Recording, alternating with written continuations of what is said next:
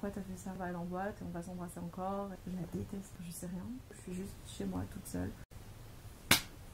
Hello mes beautés, j'espère que vous allez bien. On se retrouve aujourd'hui pour une vidéo FAQ sur mon aventure Cosmic Love. Je vous ai demandé sur mon Instagram il y a quelques jours si vous aviez des questions et je vous avoue que j'en ai reçu des tonnes. Je vais essayer d'y répondre le mieux possible ici avec vous. J'ai plutôt décidé d'opter pour le déroulé de mon histoire d'aventure, histoire que ce soit plus facile à comprendre pour vous.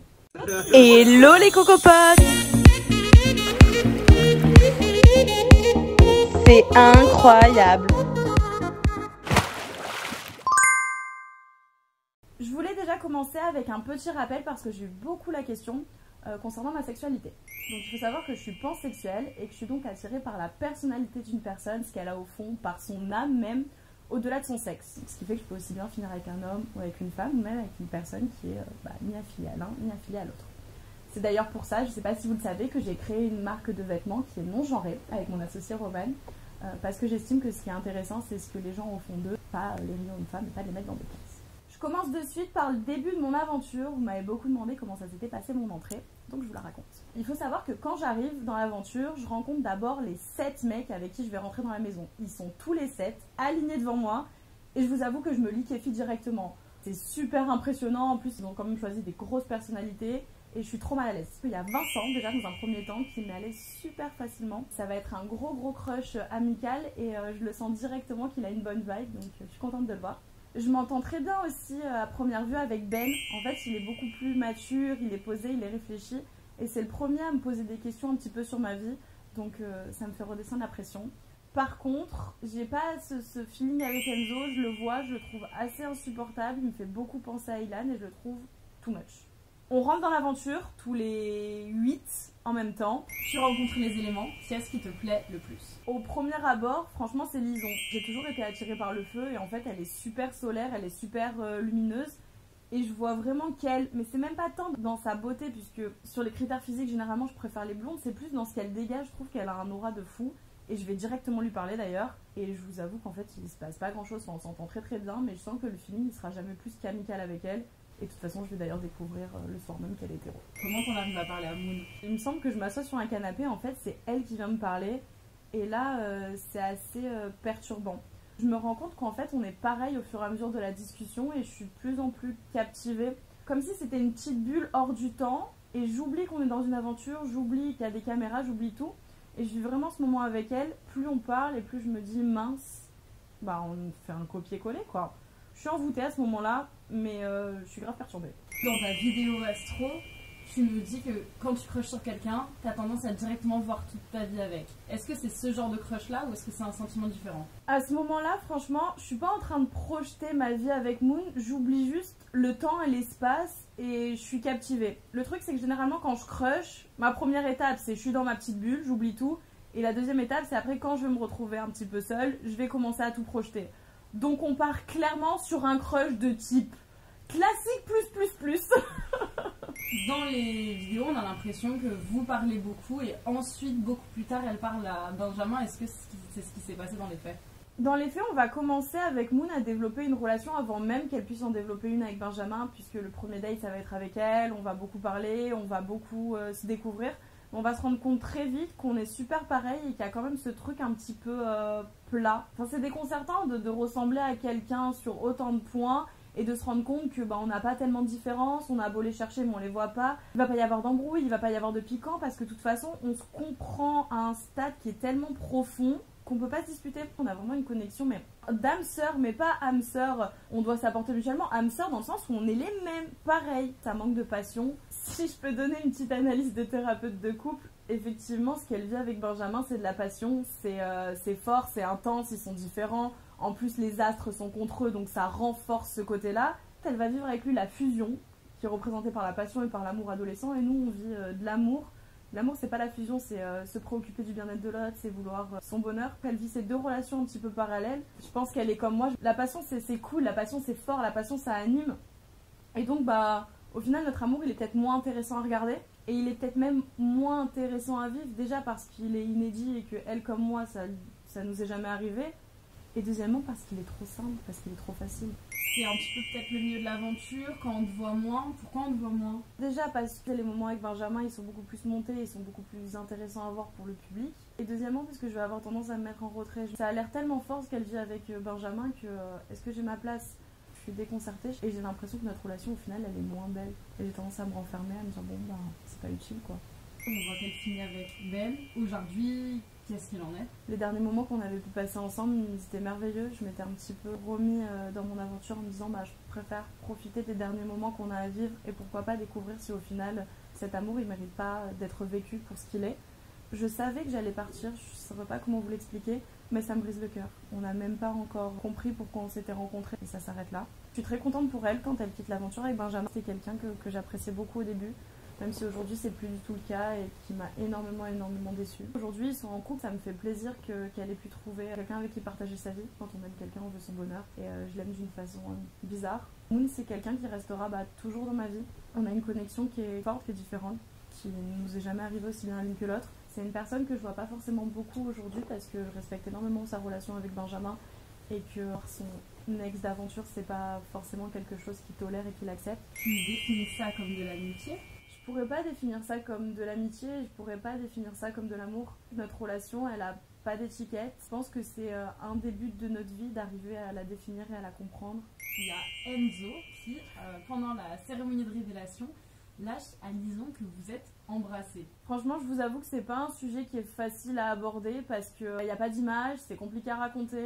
Si je reviens à la genèse, Enzo, au début, c'est une personne que j'apprécie pas forcément, mais ça va changer par la suite. Au-delà de sa relation avec Lison, je reviendrai dans une autre vidéo d'ailleurs. Abonnez-vous si vous voulez pas la manquer. Sur la relation et sur la toxicité Enzo, Lison, Vital sur le trio. On m'a beaucoup posé la question. Donc je vous en ferai une vidéo entière d'analyse thérapeutique. Donc n'oubliez pas de vous abonner. Comme ça, vous ne la manquez pas. Si j'en reviens à Enzo, tous les moments qu'on a pu passer entre Cosmic qui sont coupés. Toutes les après-midi, on était à la piscine, tous les soirs, on dansait sur les tables, on rigolait ensemble. J'avais ma chambre toute seule avant que Veda arrive, ils étaient tous les soirs dans ma chambre, à prendre leur douche, à venir se maquiller, à venir me demander des conseils. C'était et coco par-ci, et la tata par-là, et on a passé de moments merveilleux que malheureusement vous ne verrez jamais. Avec Enzo, on a un petit peu le même humour tout pourri. Et donc c'est vrai qu'on s'entendait beaucoup là-dessus et qu'on se faisait beaucoup de blagues. On faisait énormément de saltos dans les piscines où il me jetait, on mettait le trampoline, on faisait les meilleurs sauts, on faisait des concours de plats. On a vraiment cette relation hyper enfantine, hyper amicale. Mais à côté de ça, c'est une personne, une fois que j'ai passé cette image et cette barrière, qui m'a beaucoup touchée. Même si j'ai jamais cautionné tout ce qu'il avait pu faire, je comprenais. J'ai eu des époques de ma vie qui étaient difficiles et qui avaient des choses que j'arrivais pas à gérer. Avec le temps, j'ai appris à maîtriser, j'ai appris à me contrôler, j'ai appris à me calmer. Je sais pas comment vous dire, quand vous rencontrez quelqu'un et que vous vous rendez compte que vous avez les mêmes failles, les mêmes blessures, les mêmes trous, et que peut-être que vous, aujourd'hui, vous savez comment les gérer, mais que vous voyez cette personne ne les gère pas encore, bah, je ressentais énormément d'empathie à son égard. On n'a pas forcément développé dans cette aventure de relation au-delà de l'amitié parce que il avait sa relation avec Lison qui vivait, il était content, il était heureux. Moi j'étais tellement envoûtée par Moon et j'étais tellement dans ma relation avec Moon que vraiment Enzo et moi on s'est jamais considérés autrement que comme des amis. Lison, quand tu lui as donné des conseils, Plusieurs fois dans l'aventure elle m'a demandé s'il se passait quelque chose avec Enzo. En fait on passait nos journées à rigoler et à se fendre la poire et c'est vrai que plusieurs fois elle m'a demandé s'il se passait quelque chose au-delà de l'amitié. Chose à laquelle je lui ai répondu non, enfin je le pensais, c'était très sincère hein. Mais ouais j'avoue que le sujet est revenu sur la table. ok. Combien de temps après les éliminations arrive ce bisou? Je savais que j'allais partir. Par contre ce que je savais pas c'est qu'Enzo il allait partir. On sort un par un la cérémonie, je sors avant et quand je le vois arriver je reste bête, je me dis mais qu'est-ce qu'il fait là? Le soir on va rentrer à notre hôtel, quand vous sortez d'une aventure comme ça, l'histoire qu'on était en train de vivre prend fin. On se sentait pas de dormir tout seul alors Teddy et Enzo ils sont venus, on a peut-être regardé des films ou des bêtises et puis on s'est endormis tous les trois dans mon lit. Je pense qu'on en avait besoin. Les jours ils vont passer comme ça, on va rigoler et puis on est enfin nous-mêmes sans les caméras. C'est pas tant que dans l'aventure on triche mais il y a quand même beaucoup de gens, il y a quand même beaucoup de pression et là on est nous et on voit enfin un petit peu les subtilités et les traits de personnalité qu'on n'avait pas vu des autres.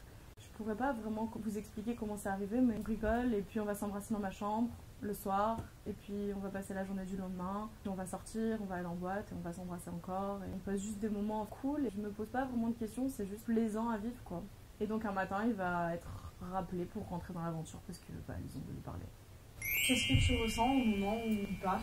Au moment où il part, C'est dingue, hein, j'en avais rêvé la nuit.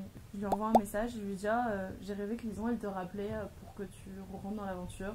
Et il me dit attends j'arrive. Et je vous avoue que quand il part, je sais pas, ça me laisse un trou. Je suis vide, je me sens mal, j'ai envie de pleurer, franchement je sais même pas comment garder la face. C'est trop pour moi quoi, je peux pas le gérer.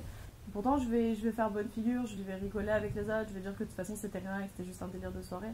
Mais ça fonctionne pas avec moi, il n'y a pas de délire de soirée. Quand je passe du temps avec quelqu'un, quand je passe des moments avec quelqu'un, et qui plus est quand j'ai du contact physique avec quelqu'un, même si c'est qu'un bisou, c'est qu'il y a quelque chose au fond de mes tripes, donc je me sens mal quoi, juste mal. Tu te sens mal parce que tu regrettes ou tu te sens mal parce qu'il te manque? Je me sens mal parce que j'ai pas envie qu'il parte, si je dois être honnête. Mais je me sens mal aussi parce que je me dis mais t'aurais pas dû faire ça, t'es débile. Pourquoi t'as fait ça? C'était prévisible, j'ai l'impression d'être cette pauvre tarte et de me dire mais qu'est-ce que t'as fait? T'es complètement perdue. Disons en plus c'était ta pote. Tu savais quand même qu'elle l'aimait bien. Alors ok elle l'a éliminé, ok Moon elle t'a éliminé, ok c'est pas de ta décision si vous n'êtes pas en train de vivre les relations qui vous étaient prédestinées ou quoi que ce soit à la base. Mais j'aurais pas dû faire ça. T'espérais quelque chose avec lui?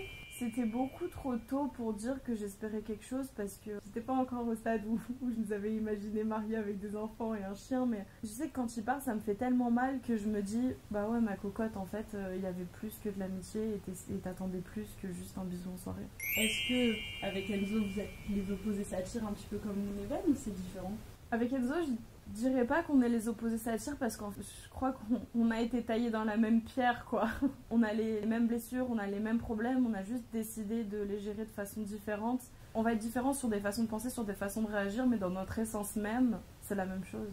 On a juste choisi deux chemins pour traiter les choses. On voit qu'à un moment tu vas poser des questions à Enzo et t'as l'air un peu sur la défensive. Quand je vais poser des questions à Enzo, en fait on est sorti de l'aventure pendant quelques jours. On s'est embrassé et tout ça et on va juste re-rentrer pour aller voir les cosmiques et pour les conseiller.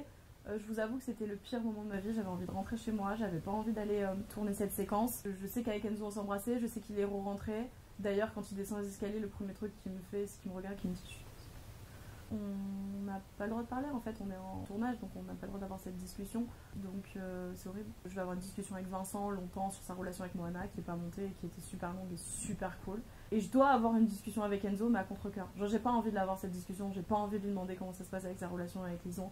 En vrai j'en ai rien à faire, moi j'ai juste envie de rentrer chez moi, d'aller pleurer un bon coup et de me remettre de mes émotions et de reprendre le cours de ma vie. Donc je lui pose des questions, mais comme ni lui ni moi on a envie d'être dans cette discussion, ça se passe mal, je sais même pas quoi faire parce que je me dis bon, je vais éviter d'afficher tous les off et de m'emporter et de dire ce que je pense vraiment. Qu'en fait cette discussion, moi quand je la regarde, elle sonne faux parce qu'en fait on a tellement de choses à se dire qu'on peut pas se dire que y a rien de naturel là-dedans. Quand je revois cette scène, elle me fait mal au cœur, je la déteste. Tu pleures? Non. Encore. Comment les autres ils ont réagi quand ils l'ont appris?